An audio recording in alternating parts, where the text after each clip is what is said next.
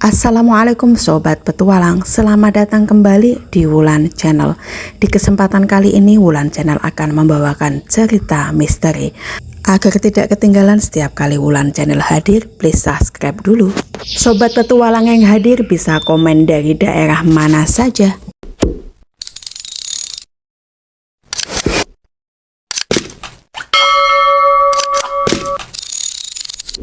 Malam itu pelabuhan Tanjung Sendang seolah ditelan oleh kegelapan yang tidak biasa. Angin laut bertiup kencang membawa aroma garam yang bercampur dengan bau busuk samar. Seperti bau bangkai yang tertinggal di celah-celah dermaga kayu yang sudah rapuh. Suara ombak yang menghantam tiang-tiang beton terdengar seperti bisikan orang-orang yang sedang menahan kesakitan. Pelabuhan ini bukan lagi tempat yang ramai seperti 20 tahun lalu. Kini setelah matahari terbenam, tempat ini berubah menjadi hamparan sunyi. Hanya ada lampu-lampu merkuri tua yang berkedip kekuningan, bergoyang di tiup angin menciptakan bayangan-bayangan panjang yang menari-nari di atas aspal retak. Di sudut warung kopi kelontong yang hampir tutup, seorang pria paruh baya bernama Pak Darmo sedang merapikan dagangannya. Tangannya yang keriput sedikit gemetar, matanya sesekali melirik ke arah dermaga 7, sebuah dermaga paling ujung yang sudah lama ditutup dan diberi garis pembatas. Warga desa tahu dermaga itu bukan sekedar rusak karena korosi air laut. Ada sesuatu yang lebih kelam di sana. Jangan terlalu malam di sini, Riz. Angin laut malam ini tidak sehat, ucap Pak Darmo kepada Aris, seorang pemuda yang bekerja sebagai penjaga malam pengganti di pelabuhan itu. Aris yang sedang membetulkan kerah jaket tebalnya hanya tersenyum tipis. Aris adalah orang baru. Dia baru bekerja di pelabuhan Tanjung Sendang selama 3 minggu. Menggantikan pamannya yang tiba-tiba jatuh sakit keras tanpa alasan yang jelas. Bagi Aris, mitos-mitos pelabuhan hanyalah bualan orang tua untuk menakut-nakuti anak kecil. Hanya muter sebentar Pak Darmo memastikan tidak ada pemancing liar yang nekat masuk ke dermaga 7, jawab Aris sambil menyalakan lampu senter besarnya. Cahaya senter itu membelah kabut tipis yang mulai turun dari arah laut. Pak Darmo menghela napas panjang. Dia menatap Aris dengan tatapan yang sulit diartikan, perpaduan antara rasa kasihan dan ketakutan. Kalau kamu mendengar suara perempuan menangis atau suara rantai besi yang diseret di atas semen, jangan pernah menolak. Berjalanlah lurus ke pos jaga dan kunci pintunya dari dalam. Aris hanya mengangguk pelan, menganggap peringatan itu sebagai angin lalu. Namun begitu langkah kaki Pak Darmo menjauh dan suara mesin motor tua milik lelaki itu hilang ditelan malam, kesunyian pelabuhan langsung menyergap. Sunyi yang begitu pekat hingga Aris bisa mendengar detak jantungnya sendiri. Pukul 11 malam, Aris mulai berjalan kaki mengintari area pelabuhan. Langkah sepatunya di atas permukaan semen yang dingin menggema menciptakan ritme yang monoton. Di sebelah kanannya, kapal-kapal nelayan berukuran sedang bersandar, bergoyang pelan mengikuti irama ombak yang naik turun. Setiap kali melintas di dekat lambung kapal yang gelap, Aris merasa seolah-olah ada mata yang mengawasinya dari balik jendela-jendela kecil dek kapal. Namun saat senternya diarahkan ke sana, tidak ada siapa-siapa. Hanya ada tali-tali lambat yang bergesekan dengan kayu kapal, menimbulkan suara berderit yang ngilu di telinga. Langkah kaki Aris akhirnya membawanya ke pembatas dermaga 7. Di sana terpasang papan kayu bertuliskan dilarang masuk area berbahaya. Konon di dermaga inilah 5 tahun lalu sebuah kapal barang besar mengalami kecelakaan misterius. Tali baja penarik kapal putus secara tiba-tiba saat badai menyabet tubuh 3 orang pekerja pelabuhan hingga tewas di tempat. Salah satu korbannya adalah seorang wanita administrasi kapal bernama Siti yang tubuhnya terlempar ke laut dan tidak pernah ditemukan hingga hari ini. Sejak kejadian tragis itu, Dermaga 7 menjadi pusat dari segala keanehan di pelabuhan Tanjung Sendang. Aris berdiri di depan pembatas. Dia mengarahkan cahaya senternya ke ujung dermaga. Di sana, di bawah lampu merkuri yang sudah mati total, terdapat sebuah derek tua yang sudah berkarat. Mesin itu tampak seperti monster hitam yang sedang merunduk di kegelapan. Tiba-tiba angin laut mendadak mati. Suara deburan ombak yang tadinya keras, perlahan-lahan mereda menjadi kesunyian yang mencekam. Udara di sekitar Aris berubah menjadi sangat dingin. Hingga setiap kali dia menghembuskan nafas, keluar asap tipis dari mulutnya. Terdengar suara srek, srek. Aris tersentak. Telinganya menangkap sebuah suara. Itu bukan suara ombak. Itu adalah suara sesuatu yang berat yang sedang diseret di atas lantai semen dermaga. Suaranya terdengar dari arah ujung dermaga 7, tepat di bawah mesin derek tua itu. Aris menajamkan pendengarannya, jantungnya mulai berdegup lebih kencang. Dia mengarahkan senternya ke titik suara. Cahaya senter menembus kabut dan di sanalah dia melihatnya. Sesosok siluet bertubuh kurus sedang berdiri membelakangi Aris. Sosok itu mengenakan pakaian putih yang sudah koyak dan basah kuyup, menempel erat di tubuhnya. Air laut tampak menetes dari ujung-ujung bajunya, membentuk genangan hitam di bawah kakinya. Dan yang membuat darah Aris berdesir hebat adalah sosok itu sedang menyeret sebuah rantai besi besar yang terikat di pergelangan kakinya. Aris mematung, seluruh otot di tubuhnya mendadak kaku, menolak perintah otaknya untuk berlari. Senter di tangannya mulai bergetar, membuat lingkaran cahaya di ujung dermaga itu ikut bergoyang ketakutan. Sosok itu perlahan-lahan mulai memutar tubuhnya, gerakannya sangat patah-patah. Terdengar bunyi gemertak tulang yang mengerikan dari arah lehernya. Ketika wajah sosok itu mulai terekspos oleh sisa cahaya malam, Aris hampir saja menjerit. Wajah itu tidak memiliki bentuk yang utuh. Kulitnya pucat kebiruan membengkak, layaknya mayat yang sudah berhari-hari tenggelam di dalam air laut. Matanya melotot putih tanpa selaput hitam. Dan dari sela-sela bibirnya yang robek mengalir air laut bercampur lumpur hitam yang pekat. Sosok mayat wanita itu menatap lurus ke arah Aris. Kemudian dia mengangkat satu tangannya yang kurus dengan kuku-kuku yang sudah terkelupas menunjuk tepat ke wajah Aris. "Kembalikan!" Suara itu bukan terdengar di telinga Aris, melainkan bergema langsung di dalam kepalanya. Suara wanita yang serak basah dan penuh dengan keputusasaan yang teramat sangat. "Kembalikan kaki saya!" Aris tersedak, air liurnya sendiri.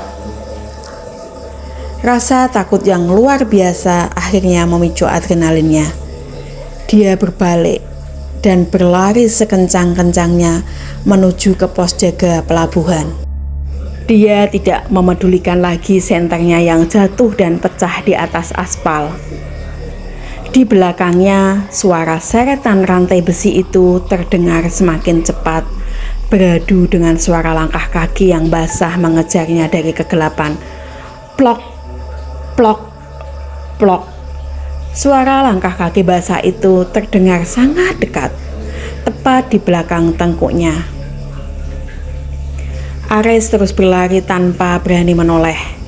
Dia tahu, jika dia menoleh ajal mungkin akan menjemputnya malam itu juga. Dengan sisa tenaga yang ada, Aris melompat ke dalam pos jaga, membanting pintu kayu itu hingga tertutup rapat, dan memutar kunci slotnya dengan tangan yang gemetar hebat. Aris terduduk di lantai pos jaga yang dingin, Napasnya memburu seolah-olah orang yang hampir tenggelam. Dia menyandarkan punggungnya ke pintu, mencoba menahan pintu itu dengan seluruh berat tubuhnya. Di luar suasana kembali sunyi. Hanya ada suara detak jam dinding di dalam pos jaga yang berbunyi tik tok tik tok. Namun ketenangan itu tidak bertahan lama. Blak blak. Sesuatu yang berat menghantam pos jaga dari luar. Aris terlonjak. Pintu kayu itu bergetar hebat. Tidak lama kemudian terdengar suara kuku-kuku tajam yang menggaruk permukaan luar pintu. Suaranya begitu ngilu, membuat bulu kuduk di sekujur tubuh Aris berdiri tegak. Dari celah bawah pintu yang sempit perlahan-lahan mengalir masuk air laut berwarna hitam. Air itu berbau busuk, bau amis yang sangat menyengat, memenuhi ruangan pos jaga yang sempit. Bersamaan dengan mengalirnya air tersebut, terdengar bisikan lirih dari balik pintu. Pamanmu tahu di mana kaki saya. Keesokan harinya, pelabuhan Tanjung Sendang digemparkan dengan kondisi Aris. Pemuda itu ditemukan oleh Pak Darmo pada pagi hari dalam keadaan pingsan di pojok pos jaga dengan tubuh yang menggigil. Wajah Aris pucat pasi, dan dia terus bergumam tentang rantai dan air hitam dan kaki wanita. Pak Darmo yang melihat kondisi Aris langsung membawa pemuda itu ke rumahnya di pinggiran kampung nelayan. Setelah diberi minum teh hangat dan ditenangkan, Aris akhirnya bisa bercerita dengan terbata-bata tentang apa yang dilihatnya di Dermaga 7 semalam. Mendengar cerita Aris, wajah Pak Darmo berubah menjadi sangat tegang. Dia mengunci pintu rumahnya, lalu duduk di hadapan Aris dengan raut wajah yang dipenuhi rasa bersalah yang teramat dalam. "Aris, apa yang kamu lihat semalam itu adalah Siti," kata Pak Darmo dengan suara berbisik, seolah takut dinding rumahnya ikut mendengarkan.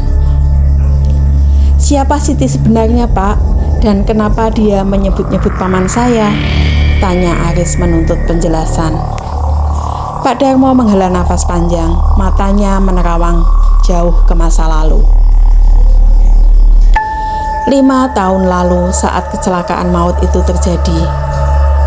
Sebenarnya bukan kecelakaan murni karena badai. Itu adalah kelalaian. Pamanmu yang saat itu menjadi operator mesin derek sedang dalam pengaruh minuman keras saat mengoperasikan alat. Tali baja itu putus karena pamanmu memaksakan beban yang melebihi kapasitas. Aris tertegun.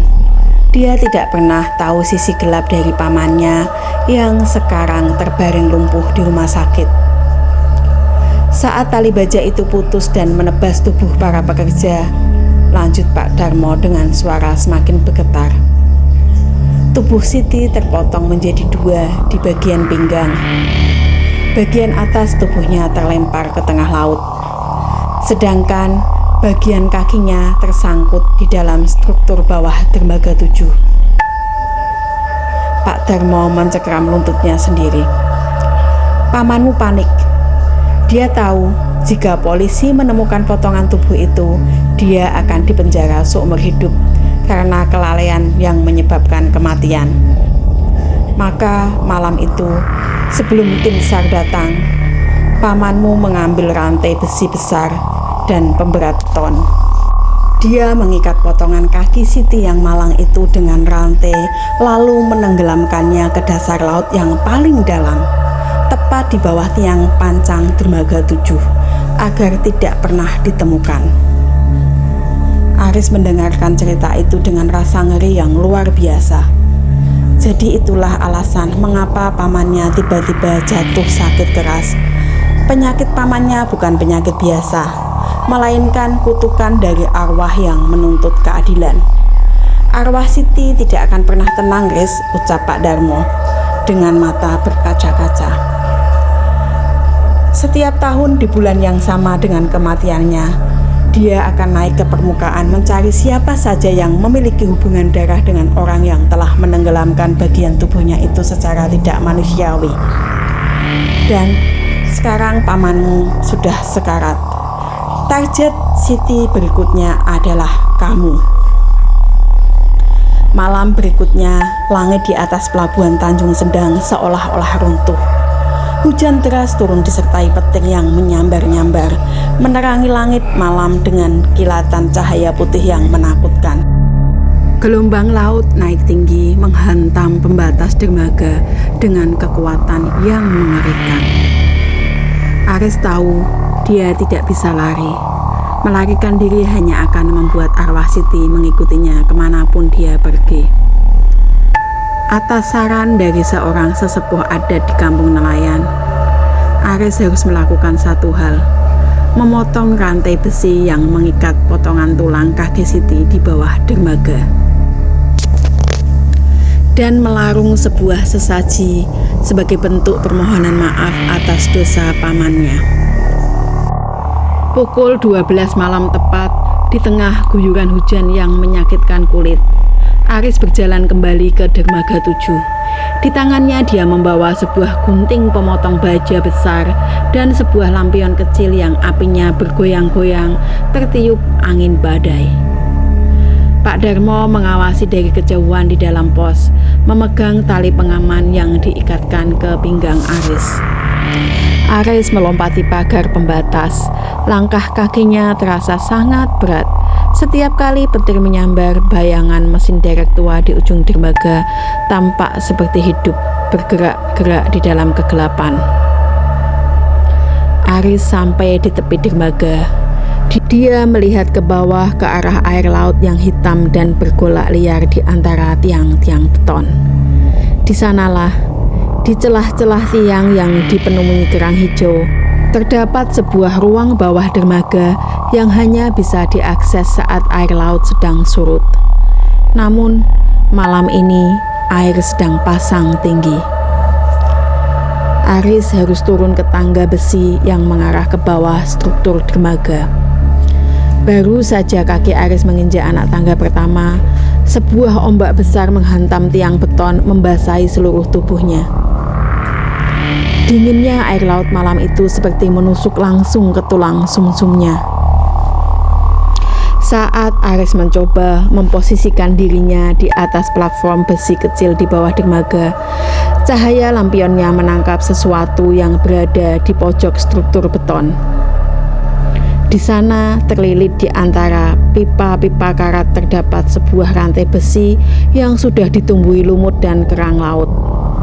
Dan di ujung rantai itu, terdapat sebuah bungkusan kain terpal hitam yang sudah koyak, memperlihatkan struktur tulang kaki manusia yang sudah memutih. Tangan Aris bergetar hebat. Dia mengangkat alat pemotong baja.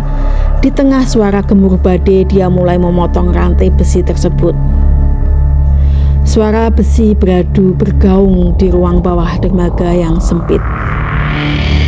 Rantai itu sangat tebal dan keras. Aris mengarahkan seluruh tenaganya, merapal doa di dalam hati yang dipenuhi ketakutan. Tiba-tiba dari dalam air laut yang berada tepat di bawah kaki Aris muncul sebuah pusaran air kecil. 2 buah tangan dengan kulit yang membusuk dan membiru keluar dari dalam air, mencengkeram pergelangan kaki Aris dengan sangat kuat. Aris menjerit histeris. Cengkraman tangan mayat itu sangat dingin seperti es yang membakar kulitnya. Dia mendongak dan melihat wajah Siti muncul dari permukaan air hitam. Wajah itu berada hanya beberapa sentimeter dari kakinya. Mata putih Siti menatapnya dengan kemarahan yang murni, dan mulutnya yang menganga mengeluarkan suara pekikan yang melengking tinggi, mengalahkan suara gemuruh badai di atas pelabuhan. "Ikut kami!" Tubuh Aris mulai tertarik ke bawah. Tangga besi yang dipegangnya terasa licin karena air laut dan lumut. Di atas dermaga, Pak Darmo yang merasakan tarikan kuat pada tali pengaman segera berteriak dan mencoba menarik tali itu dengan sekuat tenaga. Namun kekuatan dari dalam laut itu jauh lebih besar. "Aris, potong rantainya sekarang atau kamu akan mati!" teriak Pak Darmo dari atas. Suaranya samar-samar terdengar di antara deru angin malam.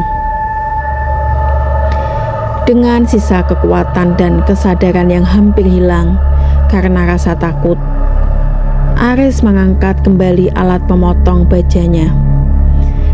Dia tidak lagi memedulikan tangannya yang terluka karena tergesek besi tua. Dengan satu hentakan penuh keputusasaan, dia menghantamkan mata pisau pemotong itu di mata rantai yang sudah mulai retak.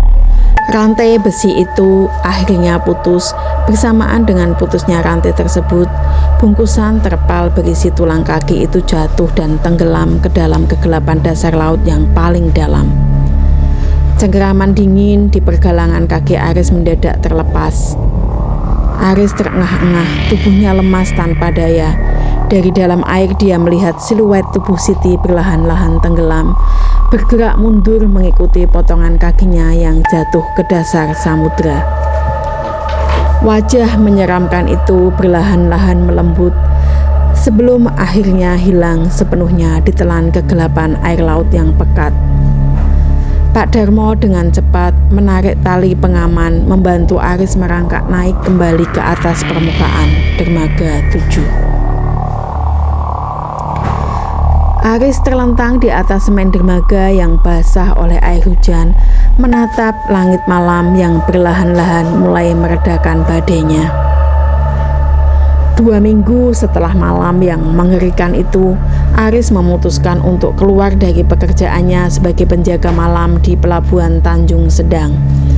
Pamannya di rumah sakit meninggal dunia dengan tenang tepat pada hari yang sama saat rantai di dermaga 7 itu diputuskan. Orang-orang mengira pamannya meninggal karena sakit komplikasi, namun Aris dan Pak Darmo tahu kebenaran yang sesungguhnya. Hutang nyawa telah dibayar lunas. Kini pelabuhan Tanjung Sendang kembali ke rutinitasnya yang sepi. Dermaga 7 tetap ditutup untuk umum dengan alasan struktur bangunan yang sudah tidak aman. Namun bagi para nelayan yang nekat melaut hingga larut malam, atau bagi siapa saja yang kebetulan melintas di dekat pelabuhan pada pukul 12 malam, mereka seringkali masih melihat sesuatu. Jika kabut hitam mulai turun dan angin laut mendadak mati, dari arah dermaga 7 terkadang masih terdengar suara sayup-sayup. Bukan lagi suara seretan rantai besi yang berat, melainkan suara langkah kaki yang basah berjalan perlahan di atas semen sebelum akhirnya menghilang bersama suara kecipak air laut. Arwah Siti mungkin sudah mendapatkan kembali apa yang menjadi miliknya, namun pelabuhan tua itu akan selalu menyimpan memori kelam tentang jeritan malam yang terkubur di dasar dermaga. Sebuah misteri yang akan terus hidup selama ombak laut masih menghantam pantai.